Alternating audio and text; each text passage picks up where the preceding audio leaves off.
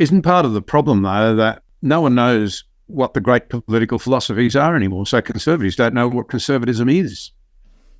Well, exactly. If you look, for example, at Westminster, and Australians and Americans might recognise this point, the first thing to say is over 90% of our MPs now belong to the graduate class, and half of them pass through the elite institutions. So Oxbridge or a Russell Group university. There's nothing wrong with that per se, but in politics we used to have a much greater diversity of viewpoints in the institutions. So that's gone. The largest single tribe of politicians in Westminster are what we might call political careerists, people who have only ever spent their lives in politics. The trade unionist, the working class politician, the person with, what we might call relatively ordinary life experience is gone. And that's also true in the media, by the way, where local and regional media have broken down. So now much of our media class goes straight from, a degree in journalism at Oxbridge into the newsrooms and don't really have much experience outside of that. So I think within all of that, their understanding of political philosophy has broken down. Most MPs in Britain are not very knowledgeable when it comes to politics and political theory.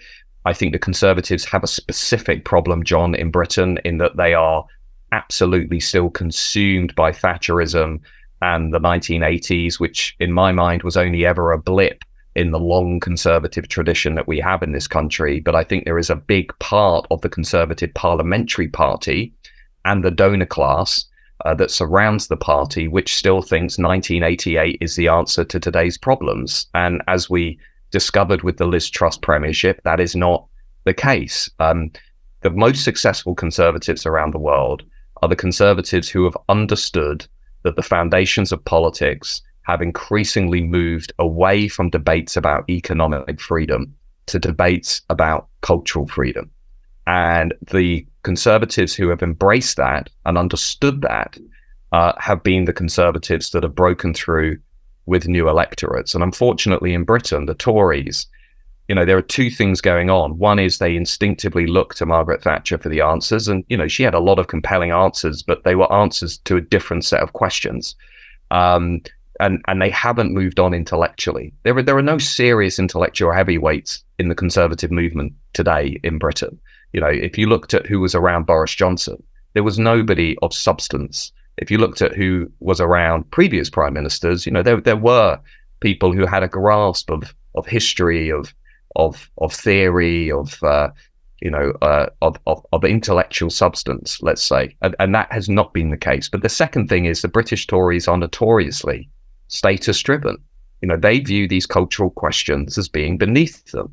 They don't want to get into a debate about legal migration. They don't want to get into a debate about birth rates and the future demographic crisis. They don't want to discuss gender identity theory and how we're indoctrinating children in ideas that have no basis in science. They view these cultural questions as beneath them, as ones they don't want to get into. And the fact that we've allowed history, identity, the rights of women, the rights of children to be defined as cultural questions itself reflects the weakness of contemporary conservatism. They have essentially allowed a large swathe of their own territory to be redefined as something that is seen to be toxic and socially unacceptable to discuss. So I agree with your point. There is a lack of intellectual rigor among today's Conservatives, but there is also a general lack of courage. And I look at a generation of Conservatives who, to be honest, are very weak and often quite cowardly in how they approach these big political battles of our time.